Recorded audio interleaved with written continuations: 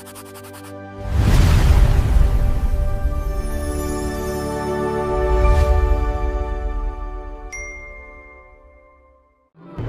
ٹھہر کر آج تھوڑا سی ہٹ کے میں بات کرنا چاہتا ہوں، اور اسی لیے بار بار میرا تو مشن یہی ہے، میری تحریک یہی ہے، اور میں چاہتا ہی یہی ہوں، اور اسی لیے ہر تقریر میں یہ کہتا ہوں کہ قرآن سمجھو۔ قرآن صرف تلاوت مت کرو۔ میں نے بتایا تھا کہ ریڈنگ اور ہے، اسٹڈنگ اور ہے، کوالیفائنگ اور ہے۔ تو قرآن کو صرف ریڈنگ نہیں کرنا ہے، صرف اسٹڈی کے لیے نہیں آیا ہے، بلکہ وہ آیا ہے کوالیفائی کرنے کے لیے، کہ اگر اس کو کوالیفائی کریں گے ہم اور اس کے مطابق اپنی زندگی کو بنائیں گے تو قرآن کے نازل ہونے کا مقصد بھی وہی ہے۔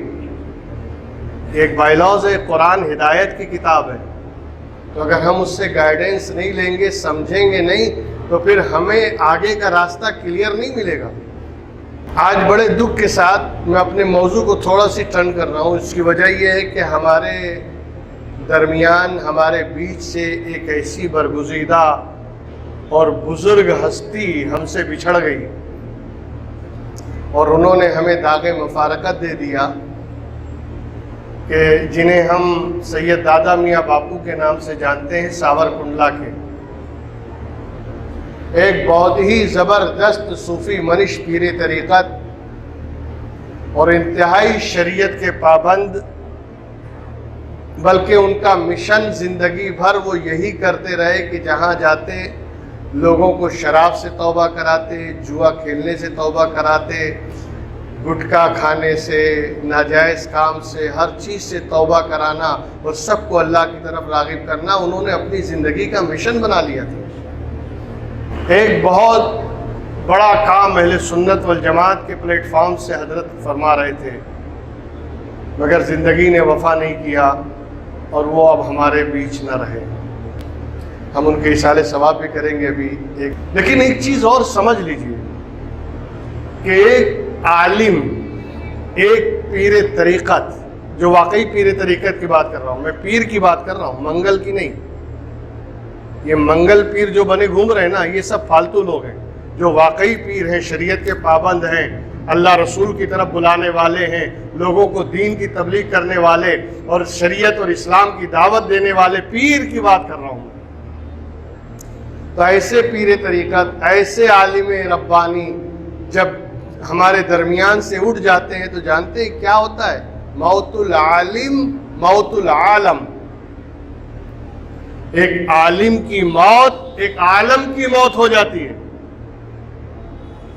اس لیے کہ ہمارے مرنے سے ہمارے بچے یتیم ہوتے ہیں، ہمارے گھر والے دکھی ہوتے ہیں، لیکن جب یہ عالم دنیا سے اٹھتا ہے نا تو پورا عالم دکھی ہو جاتا ہے، برکتیں اٹھ جاتی ہیں، سعادتیں ختم ہو جاتی ہیں، نحوست چھا جاتی ہے۔ اس لیے کہ حدیث پاک میں آیا ہے کہ دریا کی مچھلیاں، تالاب کی مچھلیاں علماء کے لیے دعا کرتی ہیں، اور ان کی برکت سے اللہ تعالیٰ آسمان سے بارشوں کا نزول فرماتا ہے۔ یہ بارش کے قطرے بھی برستے ہیں نا، اس میں بھی علماء کی برکت شامل ہے۔ میں علماء کی بات کر رہا ہوں، عالم کی بات کر رہے ہیں۔ اب آپ پوچھیں گے عالم کون؟ یہ بھی ایک سوال ہے، کیونکہ ہم تو سبھی کو مولانا بول دیتے ہیں، ہم تو ہر ڈاڑھی ٹوپی والے کو مولانا سمجھتے ہیں۔ مولانا از اے ڈگری، داڑھی کا نام مولانا نہیں ہے، کرتا ٹوپی کا نام مولانا نہیں ہے، مولانا ڈگری ہے۔ آپ کسی بھی پینٹ شرٹ کوٹ پہننے والے کو ایم اے پی ایچ ڈی کہیں گے؟ نہیں، ڈگری نہیں ہے تو کیسے کہیں گے؟ تو جب اس کے بعد مولانا کی ڈگری نہیں تو مولانا کیسے ہو گیا؟ پھر بھی دنیاوی لحاظ سے اگر دیکھا جائے تو عالم وہ ہے جس کے پاس اس کی ڈگری ہو، ٹھیک ہے نا؟ مگر قرآن اسے نہیں مانتا۔ قرآن ڈگری والے کو عالم نہیں کہتا ہے۔ قرآن کی نگاہ میں ہر ڈگری ہولڈر عالم نہیں ہے۔ ڈگری والا ہے، بظاہر عالم کہا جائے گا، بولا جائے گا، لیکن عالم جو اللہ کی نگاہ میں، عالم جو قدرت کی نگاہ میں، اس کی ڈیفینیشن قرآن میں جو بیان کی گئی، انما یخشی اللہ من عبادہ العلماء، عالم وہ ہے جس کے دل میں خدا کی خشیت ہو، اللہ کا ڈر جس دل میں ہو، اللہ کی خشیت ربانی جس کے دل میں جلوہ گر ہو، وہ عالم ہے۔ اس لیے کہ عالم کہتے ہیں جاننے والے کو، اور جو جتنا زیادہ جانتا ہے اتنا ہی زیادہ ڈرے گا۔ بھئی ایک جاہل کو مار پیٹ کرنے میں دیر نہیں لگتی، چاقو چھری چلانے میں ایک جاہل کو دیر نہیں لگے گی، لیکن پڑھا لکھا آدمی ہوگا وہ بہت ڈرے گا۔ کیوں؟ اس کو معلوم ہے کون سے قانون لگ جائے گا، کون سی دفعہ لگے گی، مجھے کون سی دفعہ میں اندر کیا جا سکتا ہے اور اس کی سزا کیا ہو سکتی ہے، اسے معلوم ہے۔ جاہل کو کیا معلوم ہے؟ تو جو جتنا زیادہ جانکار ہوگا اتنا ہی ڈرے گا۔ اسی لیے جو سچے عالم ہوتے ہیں وہ اللہ سے ڈرنے والے ہوتے ہیں، ان کے دل میں خوف خدا ہوتا ہے۔ تو ایک عالم کی موت عالم کی موت ہو جاتی ہے۔ حضرت کا، سید دادا میاں باپو کا چلے جانا یہ ہمارے لیے بہت صدمے کی بات ہے، اس لیے کہ وہ رحمتیں اور برکتیں ہم سے اڑ گئیں جو ان کے صدقے میں برس رہی تھی۔ لیکن دعا ہے اللہ تعالیٰ ان کے فیوز و برکات کو صبح قیامت تک امت پہ جاری و ساری رکھے، اور ان کے فیوز و برکات سے امت مالا مال ہوتی رہے۔ لیکن یہاں ٹھہر کر ایک چیز اور میں آج بتاؤں آپ کو، قرآن فہمی اور قرآن سمجھنے کا جو سلیقہ اور طریقہ ہوتا ہے وہ کیا ہونا چاہیے۔ صرف ایک آیت پہ تھوڑی سی روشنی ڈالوں میں، ہلکی سی، اور وہ حضرت دادا میاں باپو سے ریلیٹڈ بھی ہے، اور میں سمجھتا ہوں کہ سبھی کے زبان زد ہے، سبھی اس کو جانتے ہیں۔ اس آیت مبارکہ کو اکثر لوگ جانتے بھی ہیں بلکہ بیان بھی کرتے ہیں، اور ہر آدمی جانتا ہے، کل نفس ذائقۃ الموت، یاد ہے نا؟ ہر نفس کو موت کا مزہ چکھنا ہے۔ آدمی یہ سوچتا ہے کہ یار احمد آباد میں نہ جانے کتنے مرتے رہتے ہیں، ہمارے محلے ایریے میں کتنے مر جاتے ہیں، لیکن اتنا اہتمام سے بیان کیوں نہیں کیا جاتا؟ جب کوئی عالم کا انتقال ہوتا ہے، کسی بزرگ کا انتقال ہوتا ہے، کسی پیر صاحب کا، تو بڑے اہتمام کے ساتھ بیان کیا جاتا ہے۔ وجہ کیا ہے؟ مرے تو سب ہیں، موت اس کو بھی آئی، موت ان کو بھی آئی، موت اس پہ بھی طاری ہوئی، موت ان پہ بھی طاری ہوئی، تو مرنے میں تو سب برابر ہیں۔ اور قرآن نے بیان بھی اس انداز سے کیا ہے کہ اگر اس کی وضاحت اور تشریح نہ کی جائے تو ہم یہ سمجھتے ہیں کہ موت پانے میں سب برابر ہیں۔ کل نفس، ہر نفس کو موت کا ذائقہ ملنے والا ہے۔ کیا ملنے والا ہے؟ ذائقہ۔ ہر نفس موت کا ذائقہ چکھے گا۔ تو پھر مرنے میں تو سب برابر ہو گئے، گنہگار کی موت، بدکار کی موت، شرابی کی موت، نیکوکار کی موت، عالم کی موت، صوفی کی موت، ولی کی موت، موت میں سب برابر ہے؟ نہیں۔ تو کیا ایک گنہگار کی موت اور ایک ولی کی موت برابر ہے؟ ایک بدکار، سیاکار، گنہگار جس پہ اللہ کی پھٹکار، اور ایک وہ جو نیکوکار رات دن اللہ کی رحمت میں رہنے والا، کیا دونوں کی موت برابر ہے؟ عقیدت سے تو ہم کہیں گے کہ نہیں، برابر نہیں ہے، مگر لگ تو رہا ہے کہ قرآن یہی کہنا چاہتا ہے کہ موت پانے میں سب برابر ہے۔ کل نفس، اس میں مومن بھی آ گیا، کافر بھی آ گیا، مشرک بھی آ گیا، منافق بھی آ گیا، تو کیا ایک مومن اور ایک کافر کی موت برابر ہے؟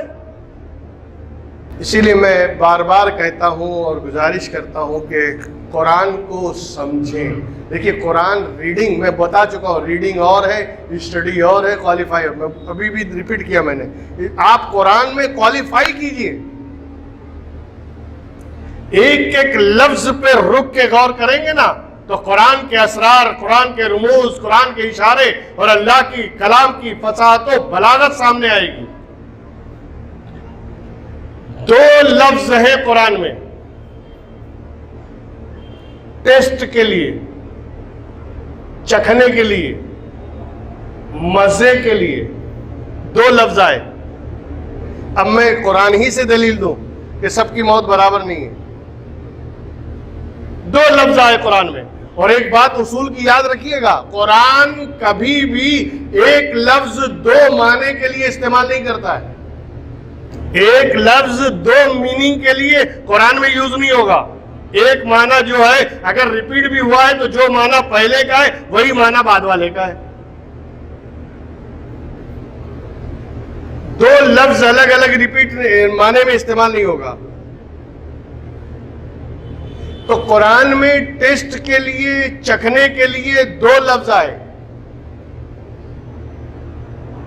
ایک آیا ہے ذائقہ، کل نفس ذائقۃ الموت. ذائقہ کے معنی ٹیسٹ، ذائقہ کے معنی چکھنا، ذائقہ کے معنی مزہ ہے نا.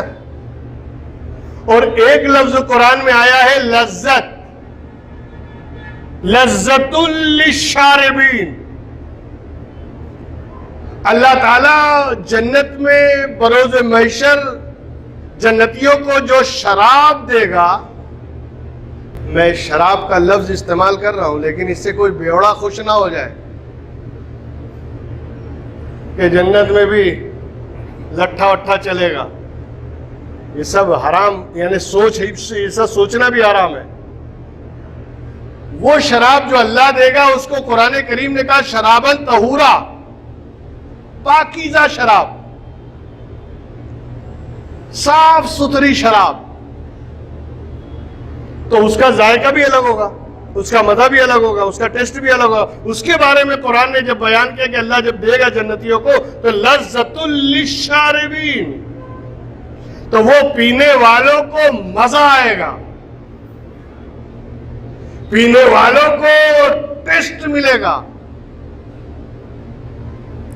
وہاں جب جنت کی شراب کی ذائقے کی یعنی ٹیسٹ کی بات آئی تو قرآن نے لفظ استعمال کیا لذت. اور جب موت کی ٹیسٹ کی بات آئی تو کہتا ہے کلو نفس لذت الموت، نہیں ذائقۃ الموت. جبکہ ٹیسٹ کے معنی لذت کے بھی ہے اور ٹیسٹ جو ہے وہ ذائقے کو بھی کہتے ہیں. تو قرآن نے یہاں ذائقہ اور وہاں لذت کیوں کہا؟ اسی نقطے کو سمجھا دوں، بات ختم. اور یہ آپ بھی ذہن میں رکھیے گا. میں آپ سے سوال کرتا ہوں، کبھی انگور کھایا آپ نے؟ انگور کھائے نا؟ سیب، موسمبی، یہ سب پھل کھاتے ہیں نا. اس میں جو مٹھاس ہے، جو سویٹنس ہے، جو مٹھاس ہے، یہ کس نے ڈالا ہے؟ کسی نے انجیکٹ کیا ہے؟ کسی نے اس میں انجیکشن سے ڈالا ہے؟ نہیں نا. یہ کس نے ڈالا ہے؟ سیب میں مٹھاس کہاں سے؟ انگور میں مٹھاس کہاں سے؟ جو بھی چیز آتی ہے اس میں جو قدرتی نیچرلی جو مٹھاس ہوتی ہے، کھٹاس ہوتی ہے، یہ جو اس میں کھٹا مٹھا پن ہوتا ہے، یہ سب آتا کہاں سے؟ کس نے ڈالا ہے؟ اللہ نے. اس میں بندے کا کوئی دخل، بندے کا کوئی عمل، بندے کی کوئی ایکٹیویٹی نہیں ہے نا، اللہ کی طرف سے. تو جو چیز اللہ کی طرف سے مزہ والی چیز ہو اس کو کہتے ہیں لذت. انگور لذیذ ہے، پپیتا کھایا بڑا لذیذ ہے. اس کو لذت اس لیے کہتے ہیں کہ اس میں کسی بندے کا دخل نہیں، اللہ کی طرف سے ہے اور نیچرل ہے. تو جو چیز نیچرل ہو اس کو مزہ بیان کرنے کے لیے قرآن لفظ استعمال کرتا ہے لذت. لیکن اگر اسی انگور کو سڑایا جائے، پھر اس میں کوئی اور چیز ملائی جائے، پھر اس کو ملا کے اس کا عرق وغیرہ جو بھی بنایا جائے، اب جو مزہ آ رہا ہے اس کو عربی میں ذائقہ کہیں گے، لذت نہیں.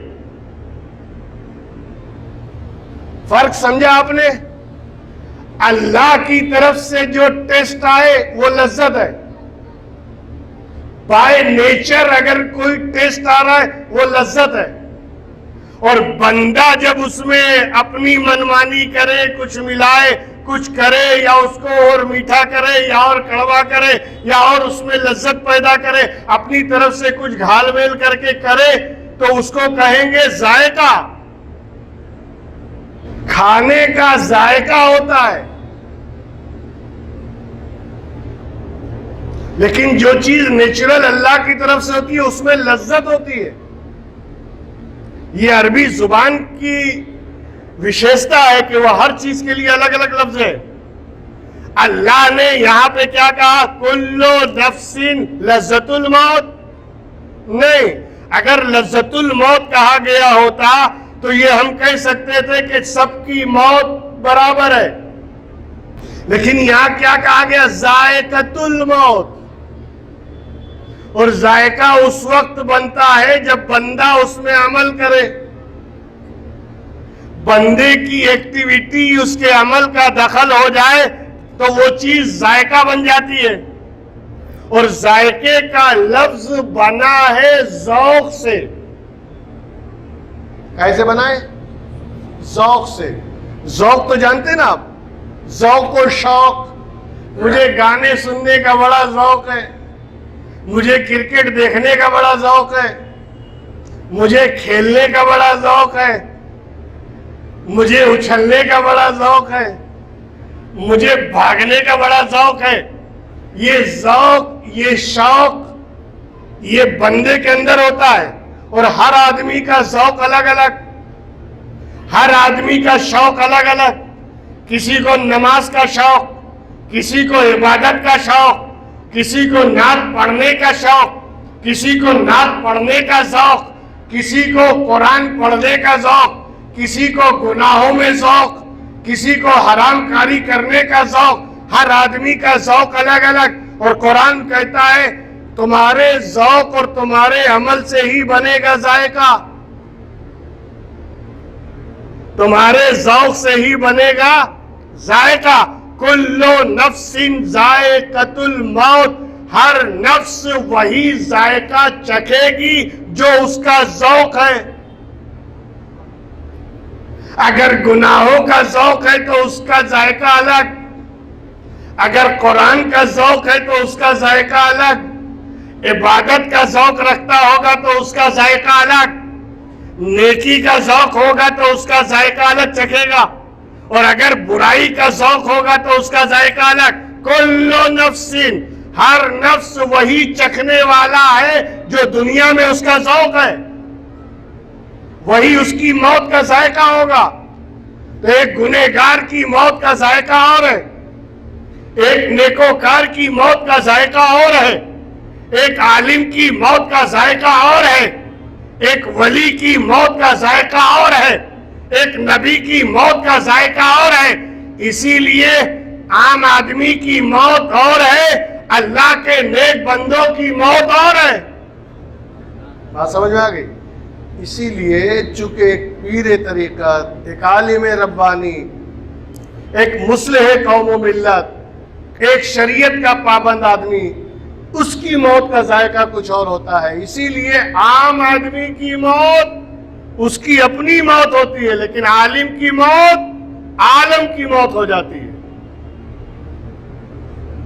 آئیے ہم حضرت کی بارگاہ میں، سید دادا میاں باپو ان کی بارگاہ میں بس دعا ہی کر سکتے ہیں کہ اللہ تعالیٰ ان کی قبر پر رحمتوں کی بارش فرمائے، اور جنت الفردوس میں انہیں خاص جگہ مرحمت فرمائے، اور پروردگار عالم ان کے فیض و برکات کو امت مسلمہ پر تادیر دائم و قائم رکھے، اور ان کے فیض و برکات سے سب کو مالا مال فرمائے۔ صبح قیامت تک ان کے فیض و برکات کا سلسلہ جاری رہے۔ ایک مرتبہ الحمد شریف اور 3 مرتبہ قل واللہ پڑھ کر حضرت کی روح کو اصالے سے